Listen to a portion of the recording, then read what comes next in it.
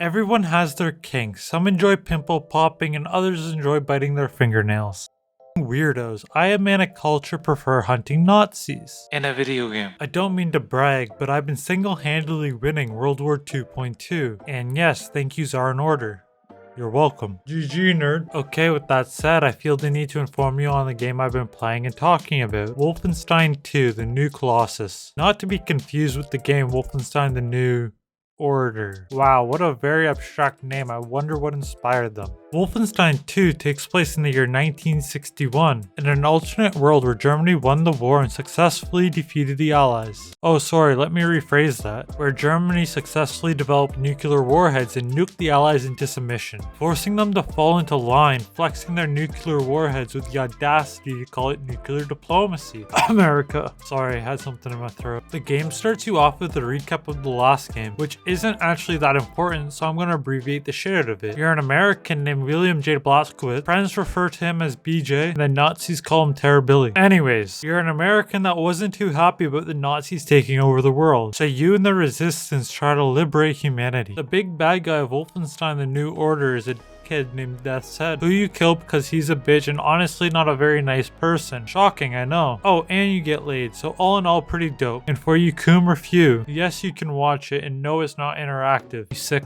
Oh yeah, in the last game you have to sacrifice one of your allies and you have to re-pick in the beginning of this game. Obviously I chose to save Fergus because he was struggling with a little more gusto. That's actually the reason I saved him over Wyatt. First mission starts and it throws you in face first into a wheelchair that is. I really enjoy when games just throw you into the thick of things to teach you the mechanic. It gives you a chance to actually use the information you learn, and I feel forcing the player into the wheelchair was an amazing way of limiting the amount of information they needed to inform the player with right off the bat, actually giving you a chance to experience the post-coma haze in a way. The wheelchair gave exploring the U-boat an interesting perspective. Shout out to the Germans for making their U-boat so wheelchair friendly. Very progressive of them. Okay, with my questionable jokes aside, it was surprisingly immersive. They definitely should take pride in it. At the end of the first mission, you get this off-puttingly forceful prompt saying, "Show Anya you're okay." I then proceed to give Anya CPR. The only reason I'm mentioning this is because it was so odd. And this isn't a standalone example, just the only one I'll share with you during the video. It just seems that everything sexual in this game was added in last minute and written by a coomer. I can't complain though, because I probably couldn't have done better myself, but it's just very strange.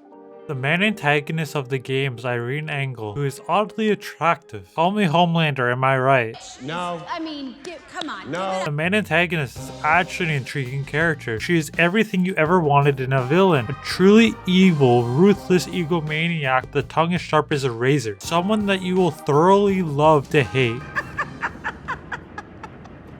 I shall put you on international television.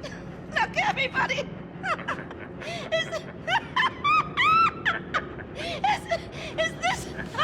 Oh, look at this jump. Wow, so crazy, so nice. It's a nice jump though. One thing that is very apparent when playing this game is the care given to the movement. It feels as though you are a super soldier ready for anything because you are. It makes you feel fast, agile, and robust. Or maybe it's just because I'm playing at 120 FOV and the hallways are quite small in some places. One thing that is suffering is the sliding. In recent years, sliding is a feature that's been commonplace in FPS titles, but this game isn't from recent years. It was released in 2017, so I believe it's fine. Sure, it would be sick to break some Nazi ankles, but you can't, so f you. Okay, maybe if you squint your eyes, you could possibly make out a slide. Never mind.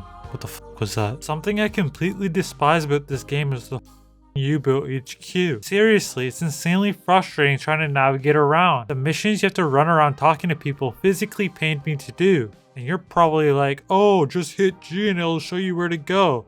Well, I didn't actually learn that till the end of the game, so. Other than the HQ, all the other maps are super easy to navigate. Even the Great Roanoa Zorro could get through a mission fine. Well, I guess everybody but Reddit user DemiseSH, who actually made a video ranting about how they failed at level design. Sadly, the video is now private, but if the comments are anything to go off of, he got stuck here.